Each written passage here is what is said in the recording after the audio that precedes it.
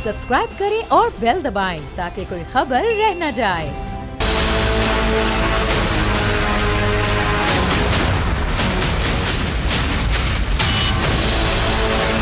इंशाअल्लाह ताला पाकिस्तान के दिल से, कराची से एक वाज़ेह पैगाम आएगा।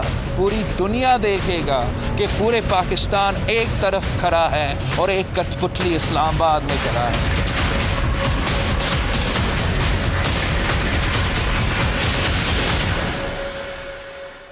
वेलकम बैक जी। और अब आपको लिए चलते हैं इस वक्त जलसागाह की जानिब, जहां पर जमीयत उलमा इस्लाम नूरानी के सरबरा ओवैस नूरानी इस वक्त खिताब कर रहे हैं। के दौरान अपने बैलेट बॉक्सेस का हिफाजत करें। जितनी जमातें आज स्टेज पर मौजूद हैं वो बैलेट के जरिए आपको शिकस्त देंगी, आपकी बुलेट को बैलेट के जरिए शिकस्त देंगे इंशाअल्लाह।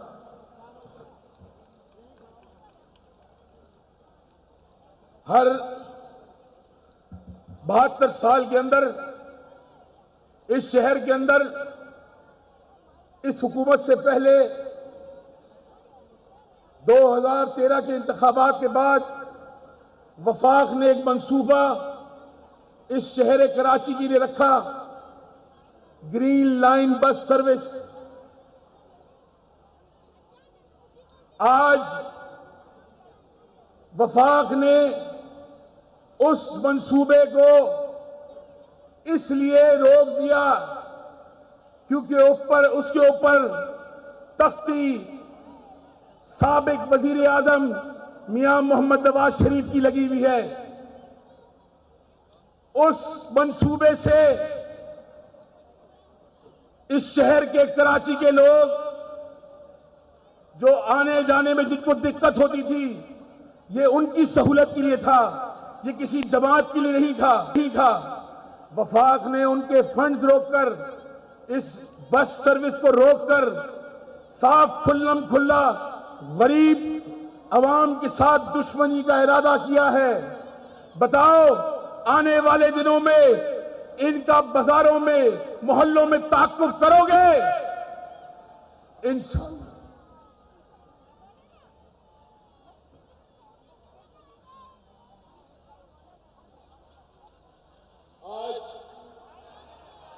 बहुत सारे लोग ये गुफ्तगू करते हैं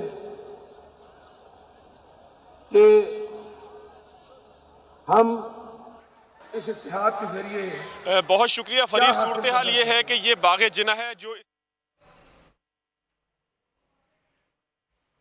इस वक्त जमीयत उलमा इस्लाम नूरानी के सरबरा ओवैस नूरानी खिताब कर रहे हैं जलसा से। PDM का ये कराची में होने वाला जलसा, कायदीन इस वक्त स्टेज पर मौजूद हैं और तमाम कायदीन के जो है वो खिताब होगा।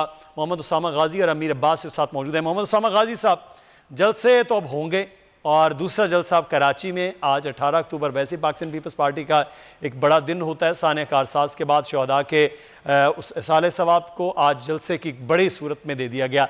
लेकिन इन जलसों के हवाले से अभी कह रहे थे कि कोई फ़र्क नहीं पड़ रहा है वफाकी हुकूमत को। मेरा सवाल था कि आवाम के लिए कुछ है, तो उन्होंने कहा जी कर रहे हैं आवाम के लिए कुछ। तो जलसे PDM के एहतजाज को बड़ी आसानी से रोका जा सकता है, मज़ीद कमज़ोर किया जा सकता है वफाकी हुकूमत की जानिब से आवाम के लिए उस रिलीफ की सूरत में जो वो मांग रहे हैं। लेकिन नवाज साहब की तकरीर हो या PDM के जलसे हों, सारा जोर इमरान खान साहब का अपोजिशन पर है। जो असल मामला है अवामी इशूज़ का वो कहीं नज़र नहीं आता। तो बस ये आपस में दोनों ऊपर ऊपर से मद्दे मुकाबिल रहेंगे और नीचे की आवाम वैसी की वैसी मुंतज़िर होगी कि हमारे लिए भी कुछ हो जाए, हमारी दादरसी भी हो जाए, कोई सुन ले हमारी भी।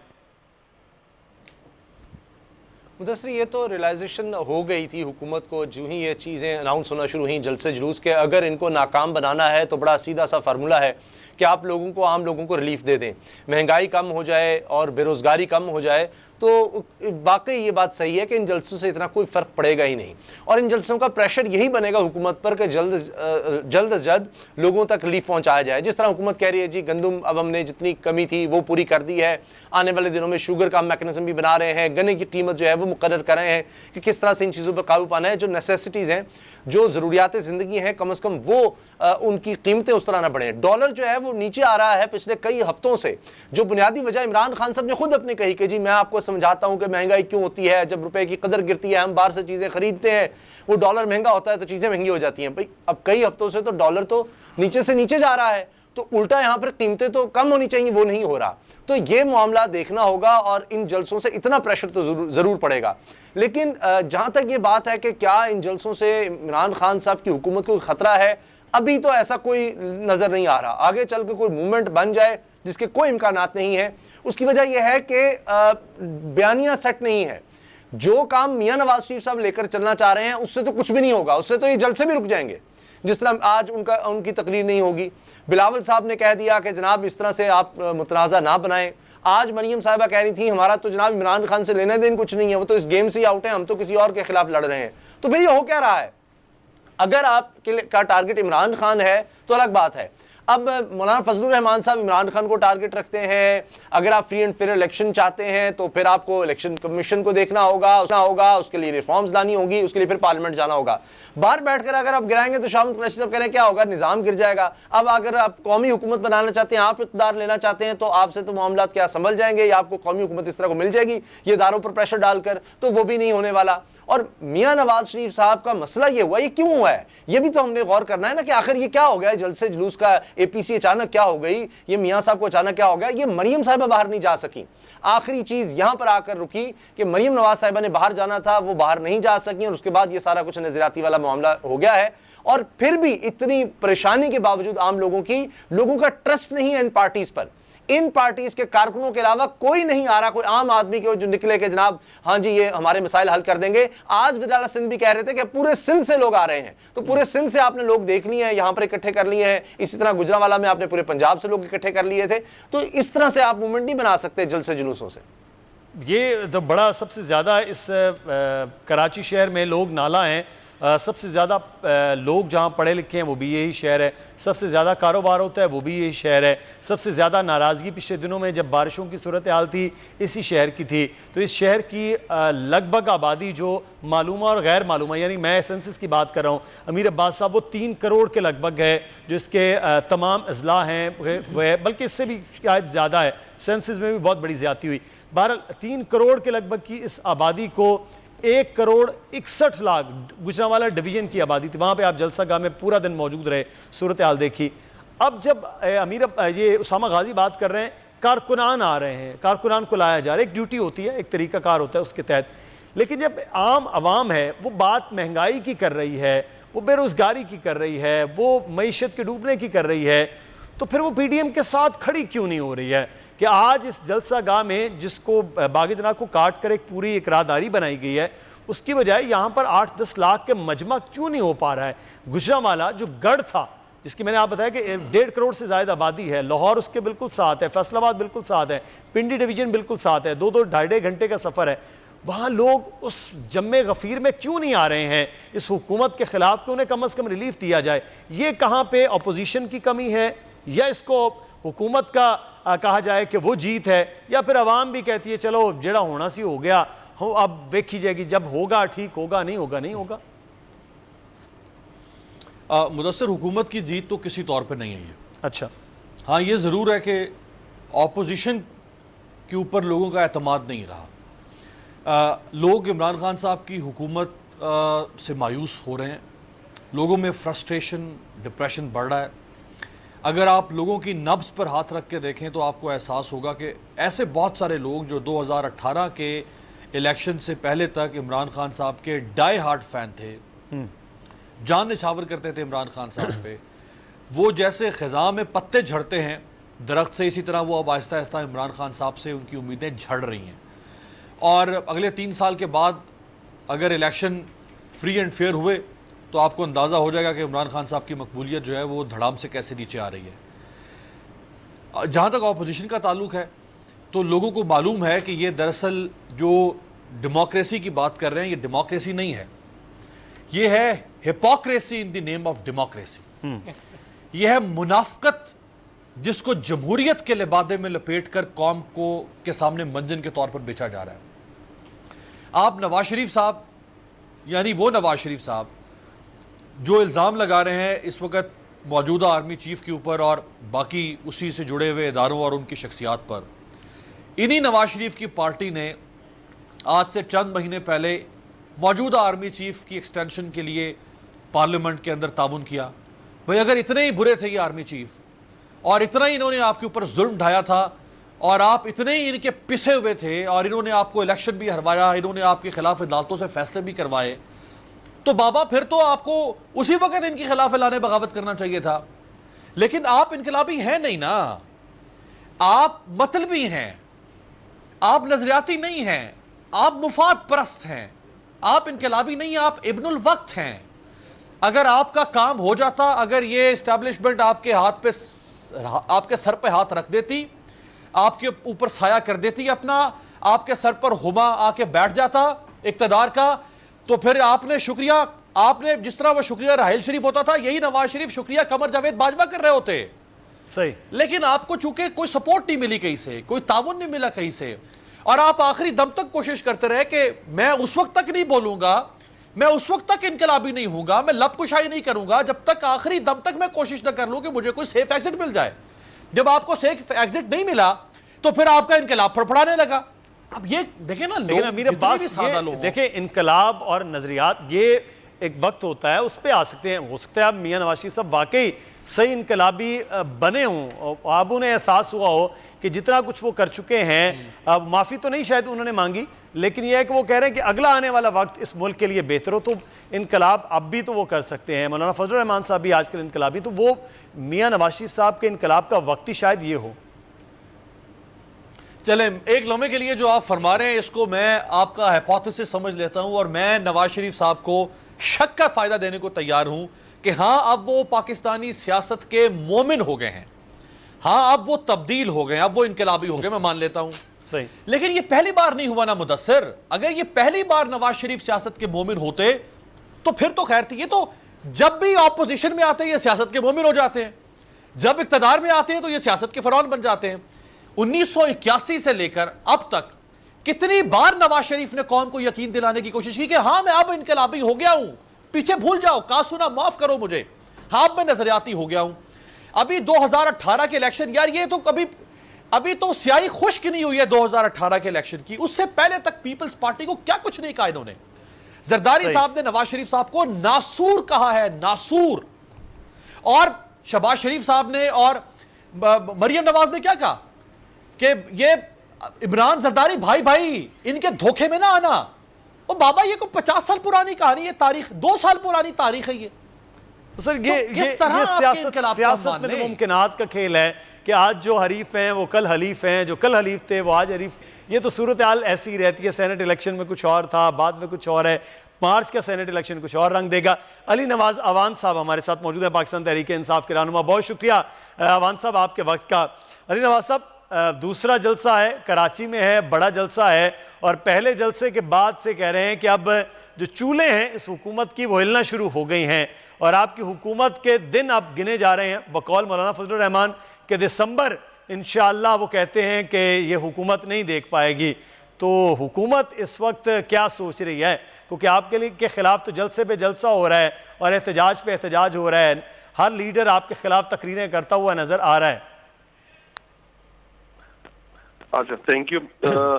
सबसे पहले तो मैं सबसे जो आज भोंडापन किया है इन लोगों ने जी, आज जो बेशर्मी का मुजाहिरा इन्होंने आज कायदे आजम के मजार पे किया है, वहां उन्होंने जो नारेबाजी की है, जो उस मकबरे की तकद्दुस को पामाल किया है, सबसे ज्यादा इस पे तो मैं मजम्मत करता हूँ। और मैं समझता हूँ कि आज नून लीग का चेहरा खुलकर सामने आ गया है।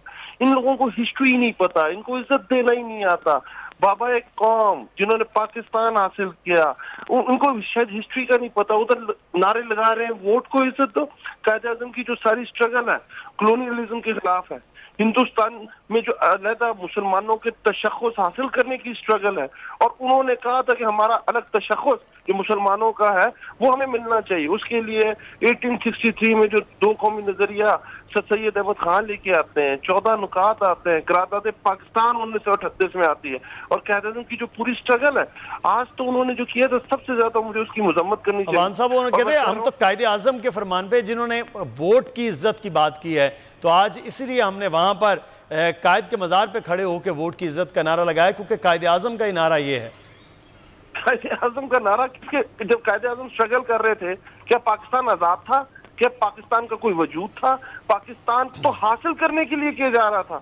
वो कह रहे थे कि हिंदू और मुसलमान दो अलग अलग कौमें, दो कौमी नजरिए को लेके चल रहे थे, अपने 14 नुकात को लेके चल रहे थे, करारदाद पाकिस्तान को लेके चल रहे थे, गोरों के खिलाफ, कॉलोनियलिज्म के खिलाफ खड़े थे, हिंदू लीडरशिप के खिलाफ खड़े थे। तो क्या आज यह जब कायदे आजम के मज़ार पे खड़े थे, क्या पाकिस्तान आजाद नहीं है? क्या कायदे आजम ने हमें नया पाकिस्तान दिया है कि नहीं दिया है? अगर वहां जाके आप ये नारे लगाएंगे, मकबरे के जो तशख्खुस है उसको पामाल करेंगे, तो इससे ज्यादा क्या है? और दूसरी तरफ मैं और दूसरी चीज पे आता हूँ, अभी आप जो बात जो कर रहे थे, नून लीग की जो सियासत है वो मुनाफकत से शुरू होती है, हट धर्मी, और उसके बाद धोखेबाजी पे खत्म होती है। आप ये देखें, जो मुझे ये आज वोट को इज्जत दो की बात कर रहे हैं, इनके बयानिया है क्या कि पाकिस्तान की फौज गद्दार, पाकिस्तान कि जो अदालतें हैं वो बिकी हुई हैं, वो प्रेशर में फैसले करती हैं, पाकिस्तान की दो बड़े इंस्टीट्यूशंस के बारे में ये बातें कर रहे हैं। इनकी हिस्ट्री क्या है? इनकी हिस्ट्री ये है कि जनरल जलानी इनको सियासत में लेके आते हैं, जनरल जियाउल हक की गोद में ये वजीर आला बनते हैं, जुनेजो की कमर में छुरी मार के, जमहूरियत की कमर में छुरी मार के दोबारा वजीर आला बनते हैं, 2/3 मेजॉरिटी लेते हैं और अमीरुल मोमिनीन बनना चाहते हैं, और उसके बाद COD करते हैं और काला कोट पहन के अदालत पहुंच जाते हैं। आज से एग्जैक्ट 2 हफ्ते पहले भीख मांग रहे थे नारों की। आज से 2 महीने पहले फैटअप पे जो निगोसिएशंस हो रही थी, ये नैब कानून को 34 पॉइंट उसके चेंज कराना चाह रहे थे, क्या पाकिस्तान के लिए कराना चाह रहे थे? ये इनकी मिसाल इसी तरह है कि ये हमेशा बंद कमरे में आपके पांव पड़ते हैं, और जैसे इनको थोड़ी सी पावर मिलती है ये आपको गले पे पड़ते हैं। मुझे एक बात बताएं कि नवाज शरीफ को, मैं तो धोखेबाज नहीं कह रहा, पाकिस्तान की अदालतें कह रही हैं कि आप धोखा दे के मुल्क से बाहर चले गए। आप वहां बैठ के जो बात कर रहे हैं वो याद रखिएगा, जो लड़ाई के बाद मुक्का याद आए ना, वो अपने मुंह पे मार लेना चाहिए। आप आज आपको ज़हीरुल इस्लाम याद आ रहा है, जब ज़हीरुल इस्लाम था उसको जब वो रुखसत पे जा रहा तो किस तरह का आपने उसको अलविदाई जो उसका था चाय वो किस तरह दी थी? अगर आपको ये लग रहा था तो आपने मुशाहिद हुसैन का इस्तीफा क्यों लिया था? परवेज रशीद का इस्तीफा क्यों लिया था? उस वक्त आप इनकलाबीपन खत्म हो गया था, हर थोड़े से बाद आपका इनकलाबीपन आ जाता है। ये देखें, हमें ये देखो, ये पाकिस्तान की आवाम देख रही है, हम जब से आए हैं टर्मोइल के बाद टर्मोइल, हम फाइनेंशियल पाकिस्तान को स्ट्रीमलाइन किया है। अवान साहब, ये सारी बातें ना अपोजिशन के हवाले से, खासतौर पर मियां नवाज शरीफ और पाकिस्तान मुस्लिम नून के हवाले से जो आपने की है, सर ये पहले भी आप करते आए हैं, ये इसी तरह सिलसिला है, ये आगे भी चलते रहेगी। वो आपके खिलाफ बयान, असल में अब मामला है कि जिस नहज पे पाकिस्तान है महंगाई के हवाले से, हुकूमत की जो जिम्मेदारी है, वो कहा जा रहा है कि हुकूमत ने अपनी तमाम तर तोपें जो हैं वो अपोजिशन पर खोल रखी हैं, जो पीछे कोई रिलीफ आवाम के लिए वो तो आप दे नहीं रहे हैं, तो फिर खाली अपोजिशन को बुरा भला गाली देना, उससे ज़्यादा आवाम का पेट नहीं भर रहा है। आवाम का पेट भर रहा है सर सस्ते आटे से, सस्ती चीनी से, महंगाई के खात्मे से। उस जानिब कितनी तवज्जो है, उस जानिब कितना जोश है हुकूमत का? जी, मुदस्सर मेरी बात जरा सुन लीजिए जी। हम आपने जो बातें की ना, हमारी अगर हुकूमत का सबसे बड़ा अगर कोई हमें जो सामने मसला इस वक्त पेश आया हुआ है वो महंगाई है, और हम समझते हैं हमारी जो मिडिल क्लास है, लोअर मिडिल क्लास है, और जो लोग पाकिस्तान में बिलो पॉवर्टी लाइन रहते हैं, सबसे ज्यादा वो इस महंगाई को फेस कर रहे हैं। बट हम क्या कह रहे हैं? हम ये कह रहे हैं कि आप जो ये कहते हैं कि हम पाकिस्तान को 5.8% ग्रोथ दे के गए थे, और जैसे ही हमारी हुकूमत आई तो इस वक्त तो हमारी तो स्टील मिल को गोल्ड प्लेट्स निकालनी चाहिए थी, हमारी जमीन को तो सोना उगलना चाहिए था, 5.8% ग्रोथ थी हमारी। तो हुआ क्या? 198 अदारे हैं पाकिस्तान में, स्टेट एंटिटी। पीपल्स पार्टी जब गई थी 350 अरब रुपए का स्टेट एंटिटी लॉस था। जब नून लीग की गवर्नमेंट गई है 1250 अरब रुपए का स्टेट एंटिटी। एक इदारा, हम इनसे पूछते हैं 5.8% अगर ग्रोथ कर रहे थे तो पाकिस्तान को कोई एक इदारा बता दें जो आप प्रॉफिट में लेके गए हो। एक इदारा जो पीपल्स पार्टी ने छोड़ा था, SNGPL और SSGPL, 157 अरब रुपए के प्रॉफिट में, नून लीग के दौर में वो भी 157 अरब रुपए के लॉस में चला गया। उसके बाद आप आते हैं और कहते हैं कि हमने 5.8% में ग्रोथ छोड़ी थी, और जैसे हमारी हुकूमत आती कहते हैं आपको IMF जाना पड़ेगा। IMF मुदस्सर कब जाते हैं आप? जब आपकी लाइबिलिटीज को आप पे नहीं कर पा रहे होते, आपके फॉरेन रिजर्व आपके पास इतने नहीं होते कि जो आपकी लाइबिलिटीज आप पे कर सके। और इंटरनेशनल थंब रूल है कि अगर आपके पास फॉरेन रिजर्व 3 महीने के मौजूद ना हो अपनी लाइबिलिटीज पे करने के लिए, तो उस मुल्क को डिफॉल्ट करार दिया जाता है। तो हम उसको स्ट्रीमलाइन लेके गए। आप देखें, जिस इनकी हुकूमत गई थी, 20 अरब डॉलर का करंट अकाउंट डेफिसिट था। आज करंट अकाउंट सरप्लस जा रहा है पाकिस्तान। हमारे रेमिटेंसेस जो 19, 18, 19, 20 अरब डॉलर पे होते थे, आज 22 अरब 23 अरब डॉलर पे पहुंच चुके हुए हैं।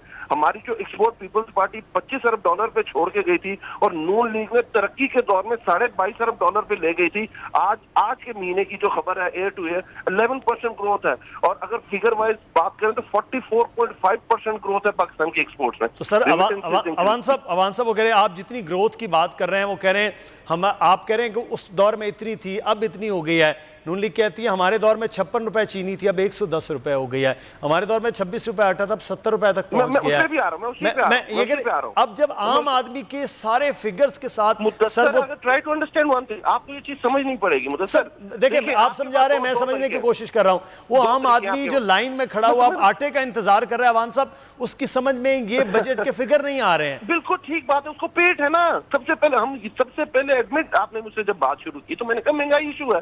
मैं आपको ये समझाने की कोशिश कर रहा हूं कि हम फाइनेंशियल टर्मोइल से निकले, कोविड आ गया। आपको पता है कल की वर्ल्ड बैंक की रिपोर्ट आई है, और उसने इंडिया को क्या कहा है कि फर्स्ट क्वार्टर में 22.6% उनका इकोनॉमी कॉन्ट्रैक्ट हुई है। कमोडिटी प्राइसेस वाइज जो आज इंडिया का हशर है, जो हमारे बिलावल भुट्टो साहब, मुराद साहब कहते होते थे कि पाकिस्तान को इंडिया की तरह लॉकडाउन कर दो, कोई भूख से नहीं मरता, कोविड से मरता है। जो हमने कोविड पॉलिसी दी है आज पूरी दुनिया में एक्नॉलेज किया जा रहा है। और खान साहब की जो नीयत थी कि कोविड तो पता नहीं इंसान हमारा पाकिस्तानी भूख से पहले मर जाएगा, तो मैं ये लॉकडाउन पॉलिसी नहीं अपनाऊंगा। पूरी दुनिया आज इस चीज को एक्नॉलेज कर रही है। हम कोविड से निकल आए हैं, हमारे इंडिकेटर्स बिल्कुल ठीक जा रहे हैं। महंगाई जब आपने 105 पे ओवर वैल्यूड रखा पाकिस्तानी रुपये को, और जब 23 अरब डॉलर दुनिया से कर्जा लेके मार्केट में ओपन मार्केट ऑपरेशन करके पंप करते रहे, 20 अरब डॉलर मुतसर 2 साल में हमने जो इनका लिया हुआ कर्जा है वो वापस किया 20 अरब डॉलर। अब मुझे बताएं, जो 105 में उन्होंने रखा था मुफ्ता आया, 127 पे आया, 160 पे आया। अब इसकी वजह से, क्योंकि आपकी 60%। अवान साहब, अमीर अब्बास साहब इस वक्त इस्लामाबाद स्टूडियो में मौजूद हैं, वो आपसे कुछ सवाल करना चाहते हैं। जी अमीर अब्बास। जी अमीर भाई, केसेस बनाए गए हैं और ये जी अमीर अब्बास। अच्छा अवान साहब, आप कह रहे हैं कि इनकी जो इकोनॉमी थी PMLN की वो बहुत बुरी हालत में थी, जो ज़ाहिर बात आपने इनहेरिट की, लेकिन उनकी इकोनॉमी जैसी भी थी उस इकोनॉमी में ना तो महंगाई थी इस तरह से, और ना ही उनकी इकोनॉमी में इस हद तक आपकी करेंसी डीवैल्यू हुई थी। भाई आप खुदा के लिए वही इकोनॉमी बहाल कर दें, आप ना तजर्बा करें, आप वही इकोनॉमी कर दें, कम से कम करेंसी भी वापस उसी पोजीशन पर आ जाएगी, और ये जो महंगाई है जो लोग समझ रहे हैं ये वापस 2018 से पहली वाली पोजीशन पर तो आ जाएगी ना। अमीर भाई मुझे आपकी आवाज नहीं आ रही, आप क्वेश्चन रिपीट करेंगे?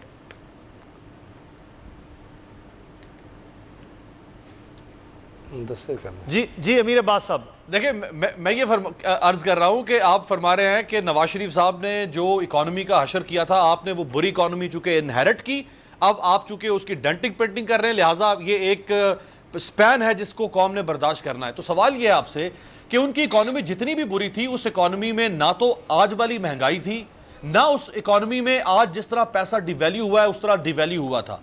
तो आप वापस वही इकोनॉमी, अगर वो भी उसी इकोनॉमी के साथ महंगाई भी कंट्रोल कर रहे थे, करेंसी की डिवैल्यूएशन भी कंट्रोल कर रहे थे, आप उसी को वापस बहाल कर दें, कम से कम तजर्बा तो ना करें नया। अच्छा अमीर भाई, क्वेश्चन कंप्लीट हो गया आपका? जी। अच्छा अमीर भाई, मैं आपको थोड़ी ये डिवैल्यूएशन से रिलेटेड बात बता देता हूँ, शायद वो ये बातें नहीं होती हैं, वो लोग भूल जाते हैं पास्ट को। जब मुशर्रफ का दौर गया था, जब पाकिस्तान में $68 का, पीपल्स पार्टी की हुकूमत जब खत्म हुई थी तो वो $92 का। जब नवाज शरीफ साहब की गवर्नमेंट खत्म हुई थी $122 पे था। मतलब इन्होंने 92 से 122 पे लेके गए थे। इंटरिम पीरियड आया था जब हमारी गवर्नमेंट आई थी तो डॉलर 127 रुपए था, इन्होंने 40% डिवैल्यू किया था। इन्होंने किस तरह, आप देखें अमीर, बड़ा आसान काम है कि आप क्या करें कि आप दुनिया से कर्जा लेते रहें और अपनी चीजों को सब्सिडाइज करते रहें। जब आप सब्सिडाइज करते रहते हैं, one day you have to pay. हुआ यही कि जब आपका करंट अकाउंट डेफिसिट 20 अरब डॉलर पे पहुंच गया और आपने जो कर्जे थे वो 6,000 अरब से 30,000 अरब पे ले गए, तो आप लोगों को पे बैक करना है।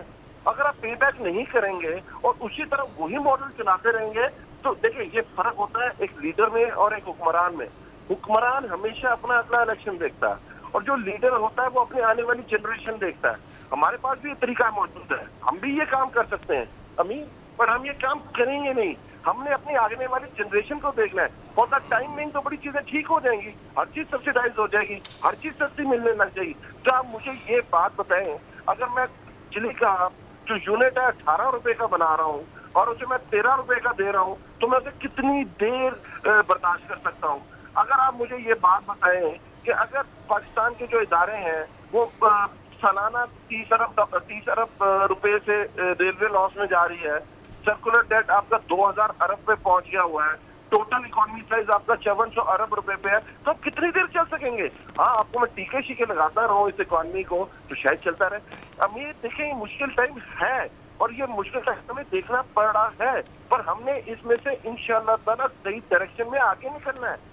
देखिए, फिर मैं यही बताऊंगा कि डिवैल्यूएशन होती रही है, पर इन्होंने किया क्या है? इन्होंने कर्जे लिए, चीजों को सब्सिडाइज रखा है, महंगे एग्रीमेंट किए हैं, अब वो चीजें हमारे सामने आ रही हैं। शेख रशीद ने एक बड़ी अच्छी बात की थी, जब ये कहते थे हम बिजली के कारखाने लगा रहे हैं, तो शेख रशीद की मुझे वो प्रेस कॉन्फ्रेंस याद है, उसने कहा था आप अभी तो बना रहे हैं, बिजली तो आप बना लेंगे, पर जब लोगों के बिल आएंगे तो वो अपने मीटरों को आग लगाएंगे कि जिस लेवल पे आपने बिजली के IPPs के साथ वायदे किए, हम उनको रिवाइज कर रहे हैं, हम चीजों को स्ट्रीमलाइन कर रहे हैं। मैं अवान साहब, आखिर में मैं आपसे, ये अब 2.5 महीने पूरे तकरीबन रह चुके हैं, 2 महीने 12 दिन कह लेते हैं, चले 2 महीने 12 दिन इस साल के रह गए हैं। वो जो आप कह रहे हैं कि आप स्ट्रीमलाइन कर रहे हैं, रिलीफ की जानिब जा रहे हैं, सर वो गरीब आदमी रिलीफ कब का है? वो 2.5 महीने मजीद इंतज़ार करे कि इन जलसों के अंदर हुकूमत उनके लिए कम अज़ कम रिलीफ दे देगी? चीज़ें जो 100 पे चली गई हैं वो वाकई 70 पे वापस आ जाएंगी? वो मामलात जो आगे जा चुके हैं वो वापस आ जाएंगे, या लोगों को आदत हो जानी चाहिए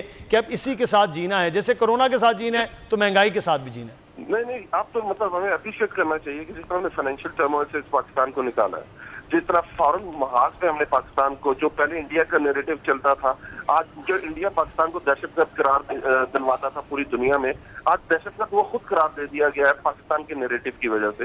जिस तरह हमने कोरोना से पाकिस्तान को निकाला है, इसी तरह हम इस टर्मोइल से भी पाकिस्तान को निकालेंगे। और मुदस्सर, फिर मैं आपको चीज समझा, हमें चीजों को स्ट्रीमलाइन करना। आप देखें, अमेरिका जितनी बड़ी इकोनॉमी है, आज उनका इंटरव्यू हो रहा था, आप उसको चलाएं, उससे कहें अगर आपने कोरोना जैसी मेथड पाकिस्तान वाली अपनाई होती, अमेरिका में इंटरव्यू हो रहा है, तो आप 10 ट्रिलियन डॉलर का अमेरिका को नुकसान से बचा सकते थे। हमारे पास जर्मनी जो डिप्रेशन में चला गया, पूरा यूरोप इकोनॉमी, तो जर्मनी ऐसी इकोनॉमी थी जो डिप्रेशन में नहीं गई थी, इस कोविड की वजह से 8% उनका कॉन्ट्रैक्ट हुआ है।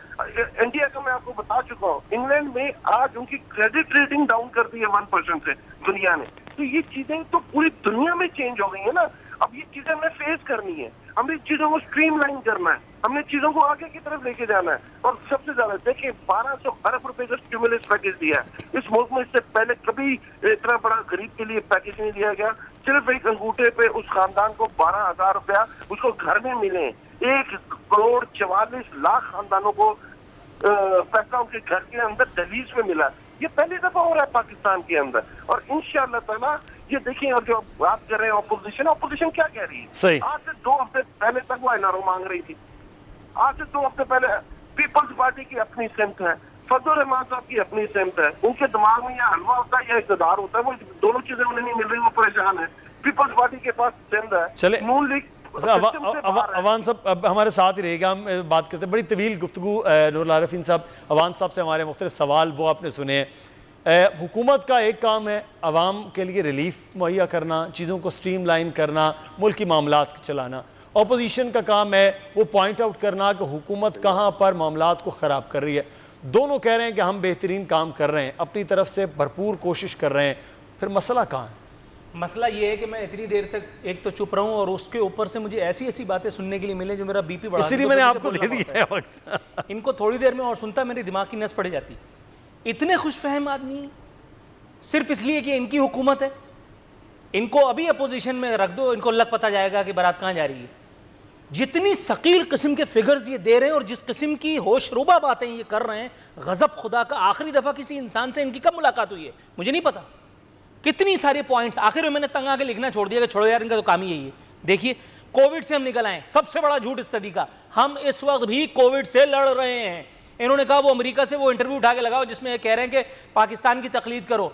अगर मैं आपको 10-12 इंटरव्यू ऐसे दे देंगे जिसमें इमरान खान साहब आपकी हुकूमत और पाकिस्तान के बारे में जो जो कुछ कहा है आप चलाएंगे, आप फौरन पैमरा से नोटिस जारी करवा देंगे।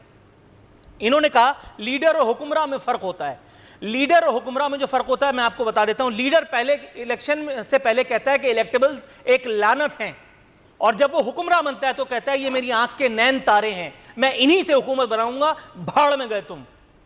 उसके बाद वो चौधरी बिरादरान को अपोजिशन में रह करके कहता था कि ये डाकू हैं, और जब वो हुक्मरान बनता है तो वो कहता है कि भाड़ में जाओ तुम, ये है मेरे आंखों के नैन तारे, मैं इनके साथ चलाऊंगा अपनी हुकूमत, देखता हूं तुम मेरा करते क्या हो।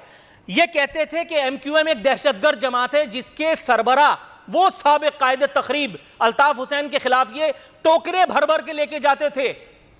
पीपल्स पार्टी ने कुछ नहीं होने दिया, ये टोकरे भर के ले जाते थे। आज जब वो इनकी हुकूमत चला रहे हैं सिर्फ नाम बदल करके, दुकान वही है, तो ये उनको नफीस लोग कह रहे हैं। मतलब खुदा की कसम इतनी तजाद बयानी। मैं चाहता हूं कि इनसे ट्यूशन लूं, क्योंकि मैं जितने फ्रस्ट्रेशन का शिकार हूं, मैं जितना बीपी का मरीज हो चुका हूं, अगर मैं हफ्ते में 2-3 मरतबा भी इनसे टेलीफोनिक गुफ्तगू कर लूं तो मेरा दिमाग भी दुरुस्त रहेगा। ये अलग बात है कि मेरा मुस्तकबिल जो है वो तारीक हो जाएगा। ये किस किस्म की बातें हैं?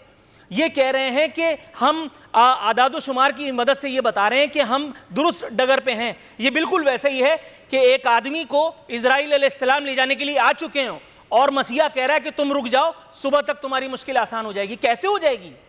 आप जो फिगर्स लेकर के मुझे बता रहे हैं, मीडिया वाले नान चने बेच रहे हैं इस वक्त, ये कभी इस मुल्क में हुआ था?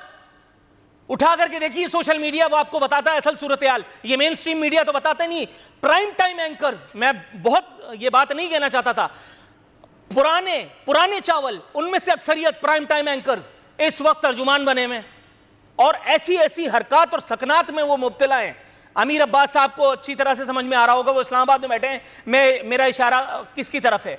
मतलब गजब खुदा का जो मुल्क में नहीं होता। एक रिपोर्टर आदि मुजरिम, माजरत के साथ, वो एंकर भी बन गया है। वो कभी रात को तेल निकाल देता है पाकिस्तान में, अगले दिन वो सोना बरामद करा देता है। भाई ये सब हो कहां रहा है यार? या तो मुझे भी बताओ या ये झूठ बोलना बंद करो।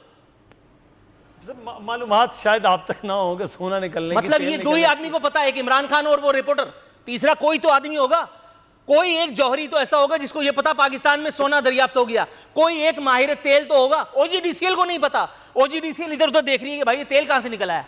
तो यार अंधी लगी है। सही होगा। मैं अमीर अब्बास साहब की जानिब भी आता हूँ, अवान साहब से भी बात करते हैं, लेकिन उसामा गाजी साहब काफ़ी देर से खामोश है। उसामा गाजी साहब, अवान साहब की गुफ्तगू आप सुन रहे थे, अमीर अब्बास के सवाल और ढेर सारे एतराज़ात, और अवान साहब की बातों पर काफ़ी हाई बीपी किए हुए हमारे नूरुल्लाह रफ़ीन साहब का भी रद्द-ए-अमल है।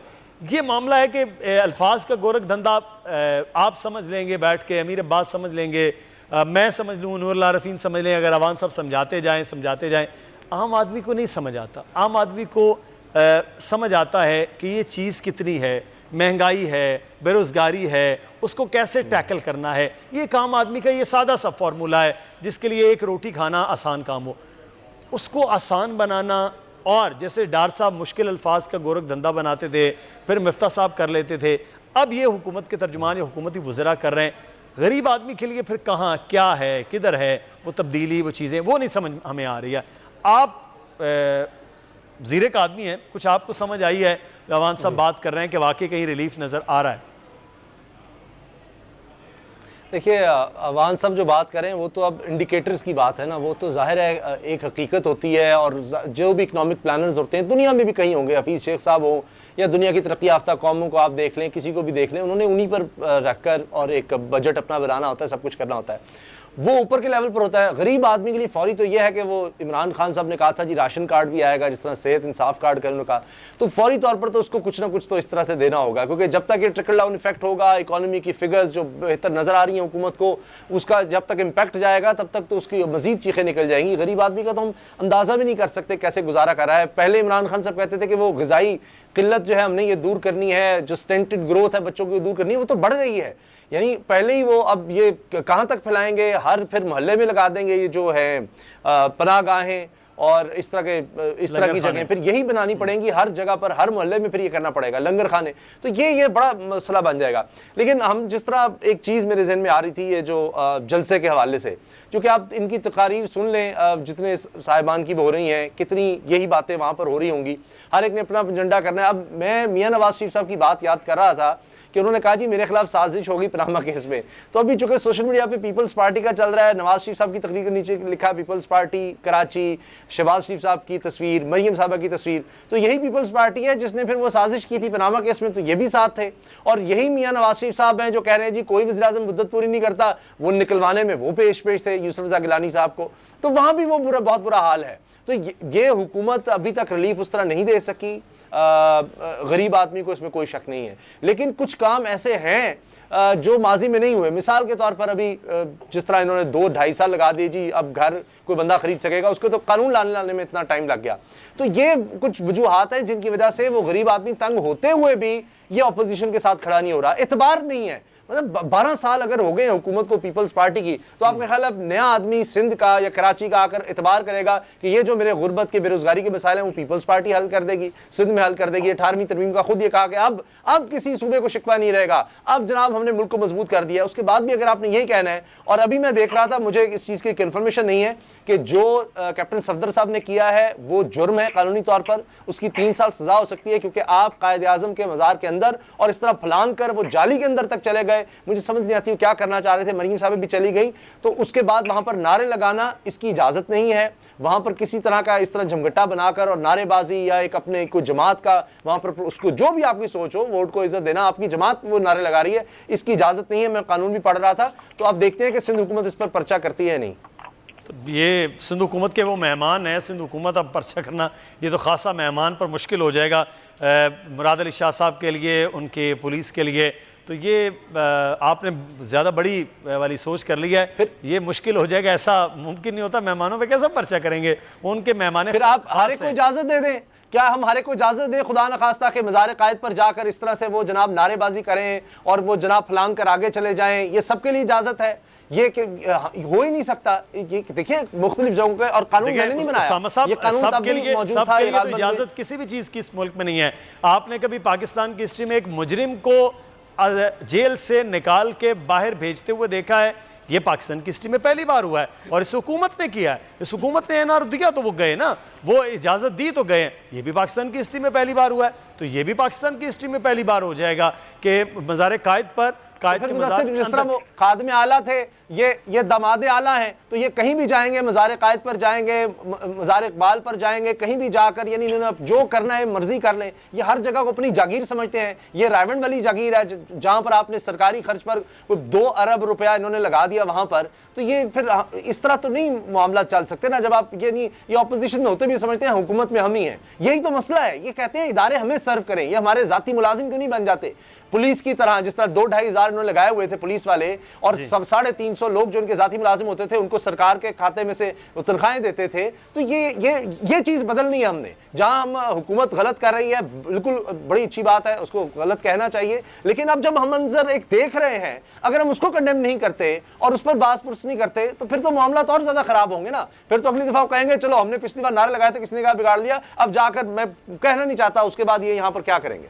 सही। अच्छा, अमीर अब्बास, मैं फिर उसके बाद अवान साहब। अमीर अब्बास, ये बहरहाल पीडीएम अपोजिशन का काम है जलसे करना, जिस तरह से हम गुफ्तगू कर रहे हैं, लेकिन बहरहाल अब जो हुकूमती रद्द अमल आया, मैं आपकी ट्वीट पे पढ़ रहा था उस पर कि ये हुकूमती जो रद्द अमल था, जो ख़ासतौर पर वज़ीर आज़म साहब की जानिब से आया, बहुत ज़्यादा था। शायद इस तरह का लहजा, इस तरह की ज़बान, इस तरह की चीज़ें, चाहे वो ख्वाजा आसिफ साहब के लिए हों, चाहे वो नवाज शरीफ साहब के लिए, बाकी लोगों के लिए हों, या मरियम साहिबा के लिए हों, ये इस तरह का लहजा, इस तरह की चीज़ें करने की ज़रूरत आपको लगता है वो थी? फिर वो कह रहा है कि ये इसलिए हुआ कि वो जो जलसा था उसके असरात सीधा जाके इमरान खान साहब पर लगे।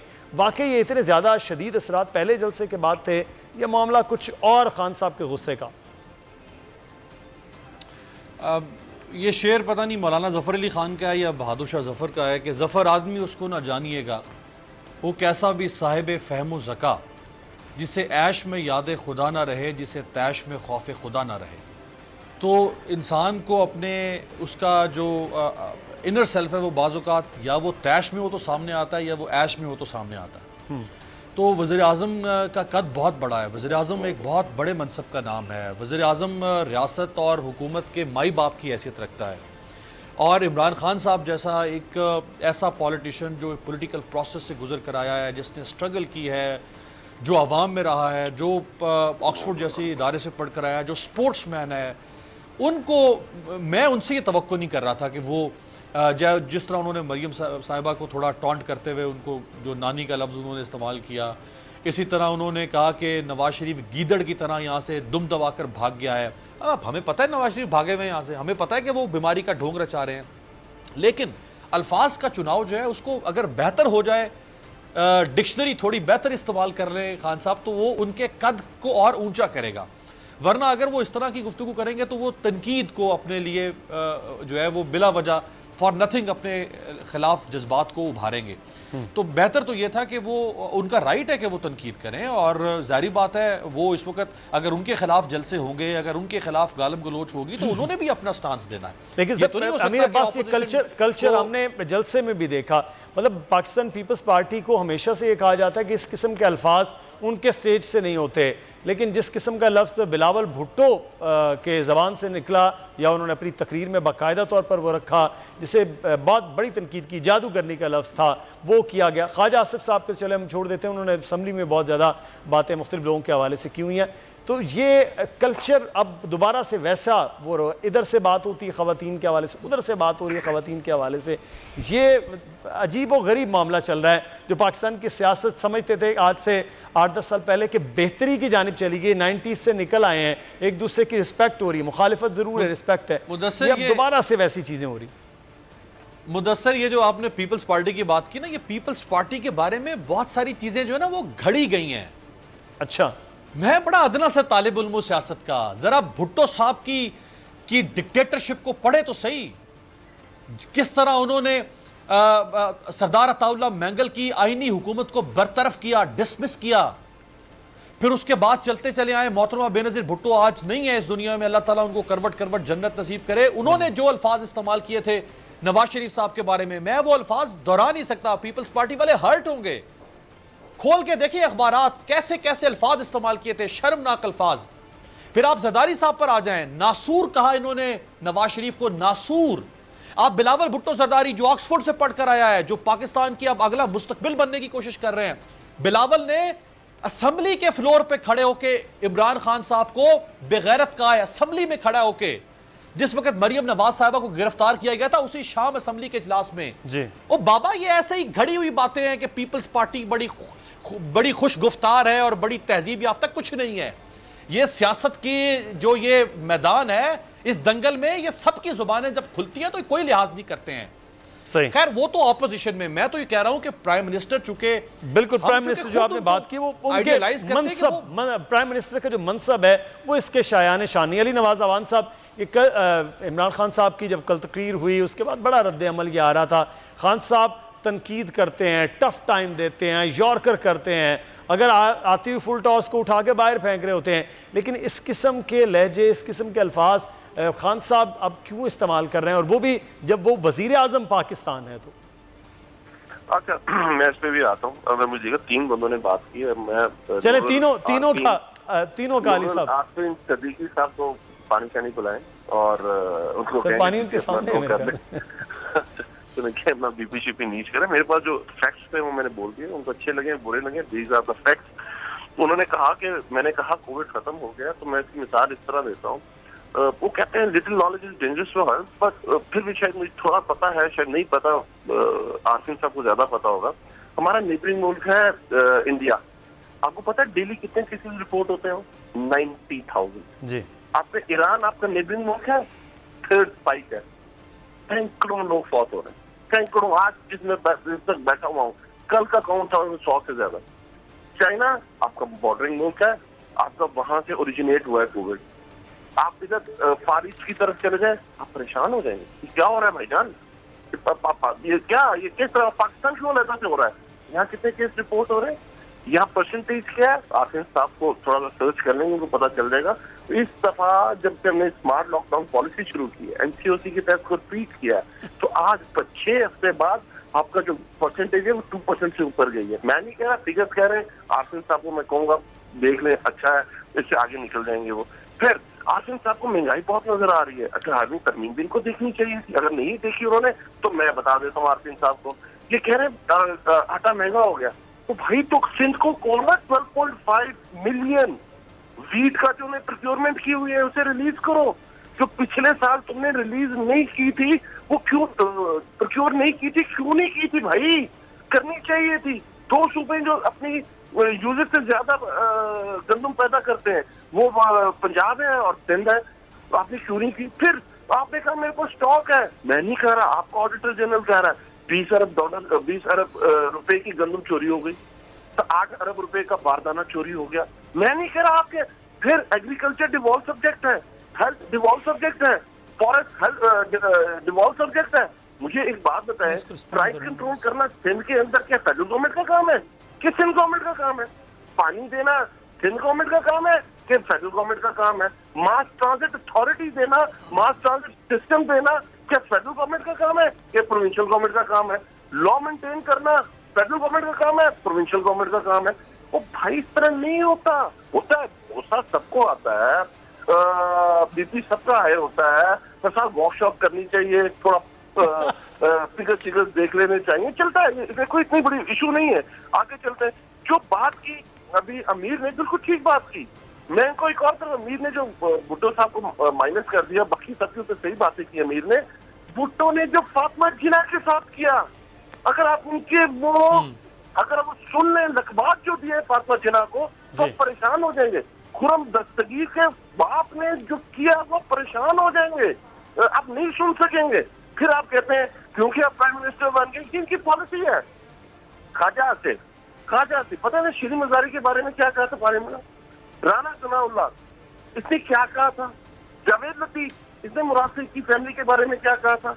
इन्होंने बेनजीर के बारे में क्या कहा था? नुसरत भुट्टो की तस्वीरें किसने? आप देखें चाइनीज प्रोवर्ब है, You must know the animal you are dealing with. जो जिस चीज जबान को समझता है उसको उस जबान में समझाना चाहिए। अब आसिम भाई ने बड़ी अच्छी तरह मैं इनको जवाब दे रहा हूँ। मैं बिल्कुल ये नहीं कह रहा ये तारीखी में है, मैं ये बिल्कुल नहीं कह रहा इन्होंने। अच्छा अवान साहब, आपने मुझे जो रोशनी बहम पहुंचाई है, मुझ पे भी कर्ज है कुछ जवाब। मैं आया हो रहा है। आप तीन आप समेत 4 बंदे थे। अच्छा मैं अवान साहब यहाँ एक नुला रफीन, आप अवान साहब की गुफ्तगू आप जवाब देना चाह रहे हैं, इधर इमरान खान साहब की तकरीर के जवाब वो कह रहे हैं कराची के जलसा है, आपका जवाब क्या है सर अवान साहब के? जी अवान साहब, सबसे पहले तो मैं उस आगही उस रोशनी के लिए मैं आता हूं, आपके जवाब दोनों। मुदस्सर लिसन वन थिंग, मैंने आपने 3 लोगों ने मैं एक जुमला मैं दोबारा आ रहा हूं मैं नूरुल आसिम साहब के साथ एक शो कर लूंगा, अलग से शो कर लेंगे ना नूरुल आसिम के साथ। अब मुझे सिर्फ थोड़ी सी जो बातें रह गई थी क्योंकि बहुत सारी, अब मुझे बताएं कि कल भुट्टो ने जो फर्स्ट लेडी के बारे में कहा है, सियासत में भी नहीं है, अब उसको कहाँ रेट करेंगे? मैं आपको जो समझाने की कोशिश कर रहा हूँ, हम ये एडमिट कर रहे हैं यार मुदस्सिर की महंगाई हुई है, हम ये एडमिट कर रहे हैं भाई कि मसाइल है पाकिस्तान के लिए। तो मुझे सिर्फ ये बात बता दें, या तो अपोजिशन मुझे इसका सोल्यूशन दे, मैं उनके साथ बैठने को तैयार हूँ। अब मुझे सोल्यूशन तो देते नहीं है। वो वही वाली बात है जो असेंबली में कहा, जो कश्मीर वाला इशू है 35A और 370 वाला, इमरान खान प्राइम मिनिस्टर साहब ने शहबाज शरीफ को कहा बताया हम करें क्या, उन पर चढ़ाई कर दें? उन्हें कहा नहीं। तो सर शहबाज शरीफ साहब ने तो कहा था कि चार्टर ऑफ इकोनॉमी कर लेते हैं, आपने किया ही नहीं था उनको। जिन लोगों ने इकोनॉमी को इस नहज पे लेके आए हैं, आप कह रहे हैं उनको चार्टर ऑफ इकोनॉमी कर लें हम? आज पाकिस्तान का अगर ये हाल है, 10 साल के अंदर 6000 अरब से 30,000 अरब, अगर नूरुल आसिम मुझे फिगर्स में माफ करते हैं, 30,000 अरब रुपए तक हम पहुंच गए हैं, तो मुझे बात बताएं कि क्या हम उनके साथ बैठे? डार जो अब डार इकोनॉमिक्स थी, जब डार गया तो मिस्ता ने आके कहा जो डॉर की जितनी पॉलिसीज थी गलत थी। पाकिस्तान को पीछे अच्छा अवान लेके साहब, गया। मेरे अब पास just tell me one thing, यार। वक्त खत्म, 9 बजे का बुलेटिन का भी आगाज होने, मेरे पास वक्त खत्म हो रहा है।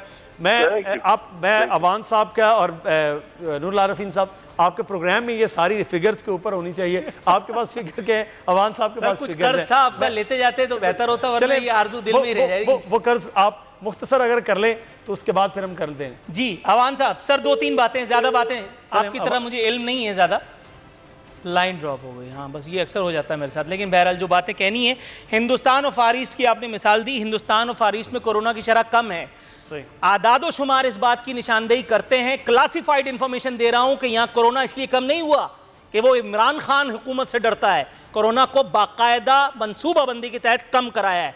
कम को ज्यादा जानिए, आपको समझ में आ रहा होगा कोरोना कौन देख रहा है। दूसरी बात, आपने कहा कि 18वीं तरमीम की जिम्मेदारी है, 18वीं तरमीम वालों की जिम्मेदारी है आटा सस्ता करें। सर रॉ से राब्ता करूं पेट्रोल के लिए, केजीबी और मोसाद से राब्ता करूं अद्वियात के लिए?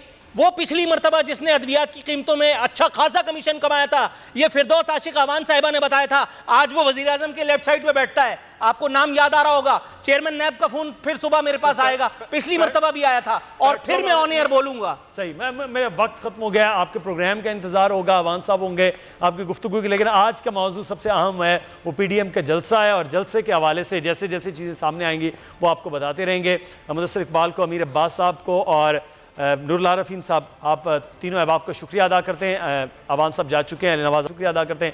मुदस्सिर इकबाल को भी इजाज़त दीजिए।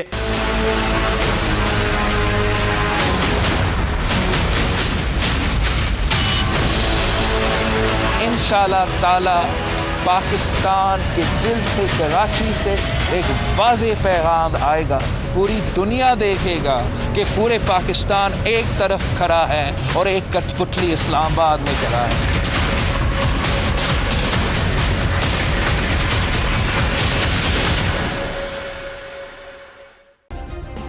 सब्सक्राइब करें और बेल दबाएं ताकि कोई खबर रह न जाए।